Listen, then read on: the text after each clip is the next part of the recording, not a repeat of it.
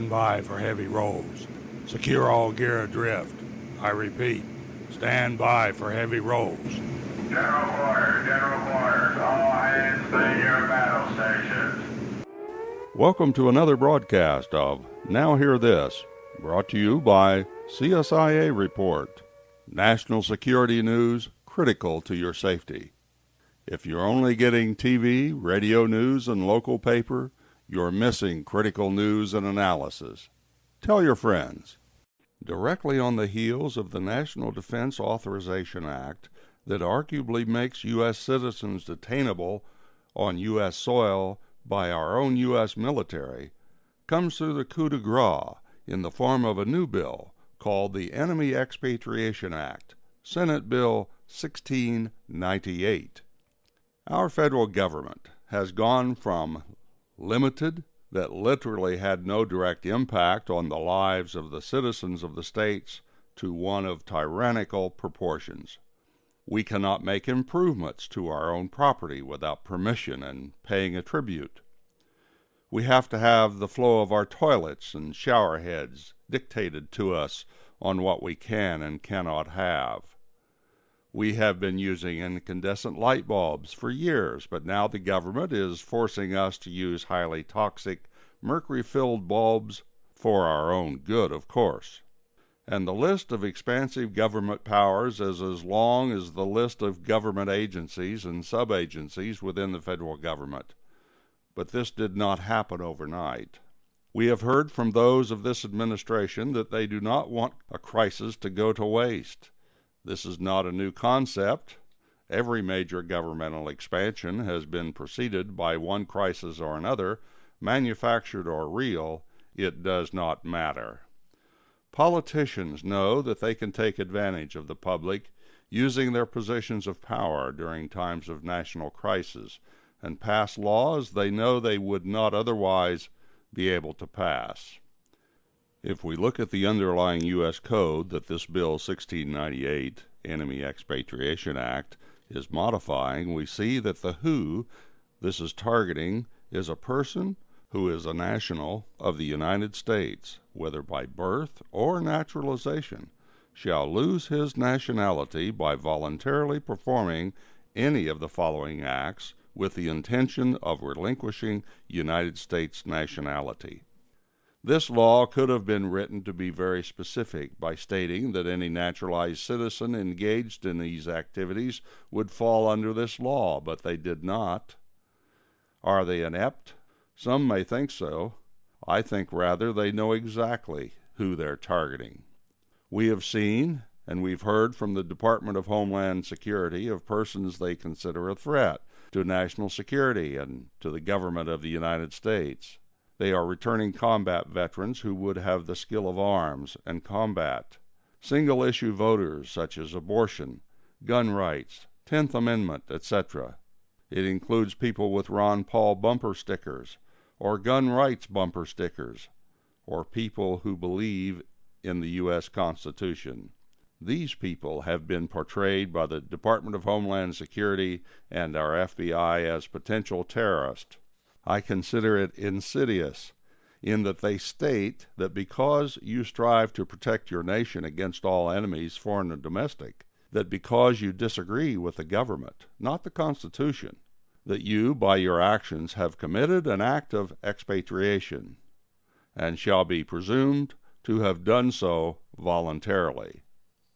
If at any time in our history we needed men and women to stand for what is right, not just what is easy, and to obey our oath to the Constitution of the United States, it is now. We did not swear to support a government, a general, a president, or any other person of any position. We swore an oath to support and defend the Constitution, not a piece of paper, but the ideals of liberty and freedom, the last vestige of true freedom upon the face of this earth. This is the time to tell Washington they are wrong. They have overstepped their constitutional authorities and must step down. We can do this through our respective state governments. If we phone, visit, email, write letters, create groups of concerned citizens, and demand that they stop this continual infringement on the state and the people's powers and pass laws that will make unconstitutional federal laws enacted within their boundaries a crime to enforce and arrest any federal agent trying to do so in your state. The federal government has too long enjoyed a long train of usurpation of powers through legislative trickery, such as what we've seen over the past 50 years from both sides of the aisle. This is not a Republican or a Democratic issue. It is a liberty and tyranny issue. And if we don't fight this now through the peaceful channels left for us, we will undoubtedly fight them in the most horrific way. I have seen the horror of battle firsthand, and we do not want this on our shores. There is clearly a groundswell that sees too much of history being repeated here that will lead to nothing good if we do not stop this now and return to the rule of law, and the basis of that law is the U.S. Constitution. Listen now to some of the discussion of this topic in our recent radio show, Dialogue East Coast, West Coast. Because of the First Amendment, I think it's insane. There again, it's the tail wagging the dog and the oligarchy to power deciding that we are their servants rather than that, as the Constitution says, they are our servants. This is a pretty big one. When you sent this today, that was the first I had seen it, and reading it, it sounds like some kind of April Fool's joke. I don't know. It doesn't seem possible. I mean, I'm not naive, of course. My point is, though, that it hardly seems possible that something like this could possibly be brought up on the floor of Congress, and with language so open, suggesting in such an incredible way that the average American citizen could be expatriated for really unspecified crimes.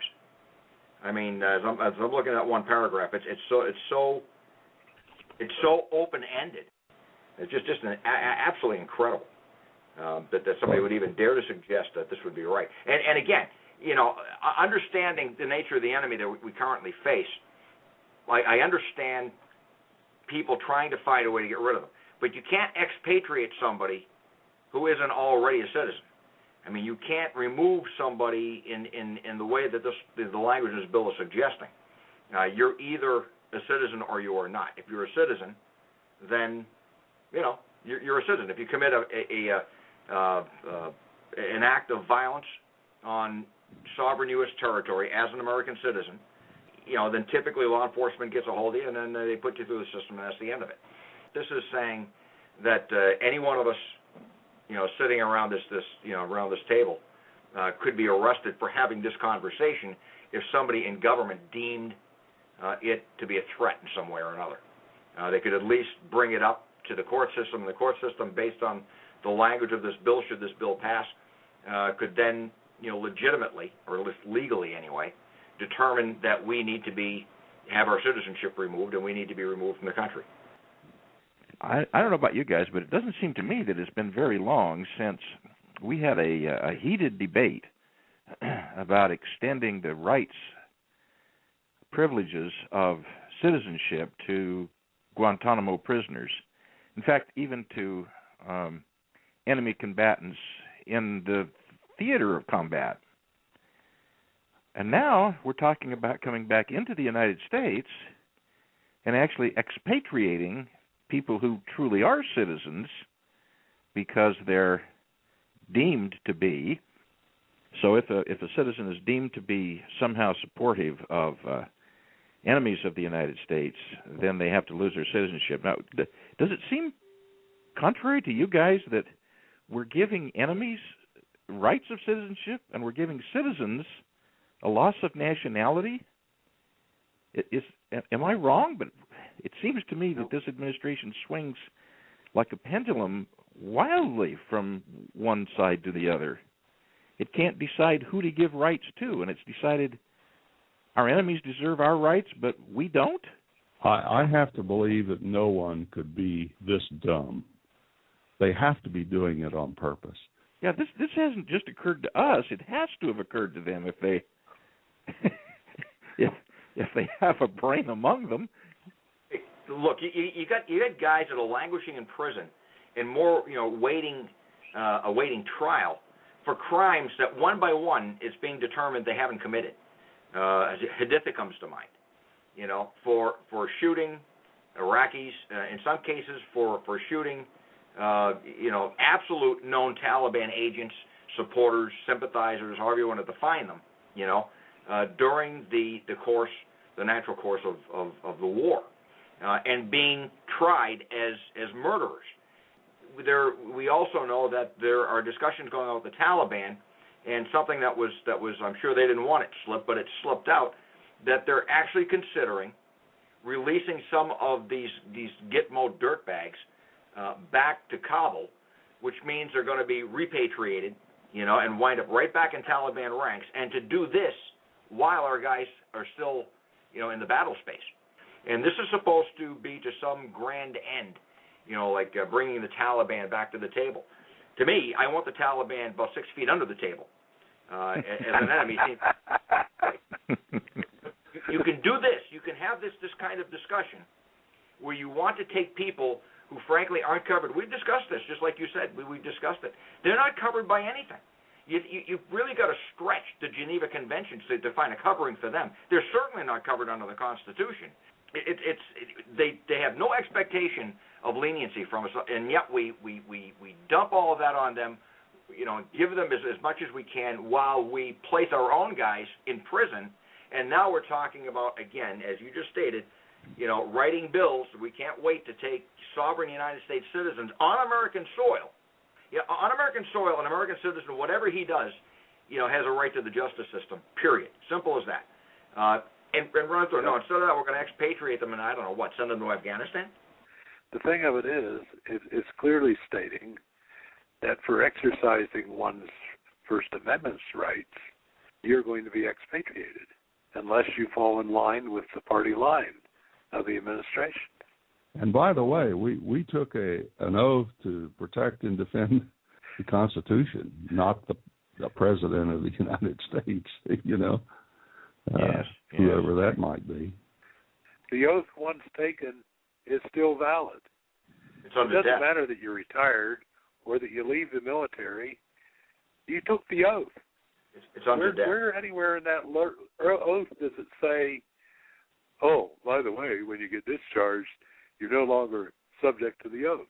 If you sign Or at things least in the Official Secrets Act and you have a clearance, if you should leave that position or that job, that doesn't mean that now you can say anything you want. Right. Oaths that are given are given. That's right. You go to your grave with them. We've seen and we've heard from the Department of Homeland Insecurity of persons that they consider a threat to national security and to the government of the United States.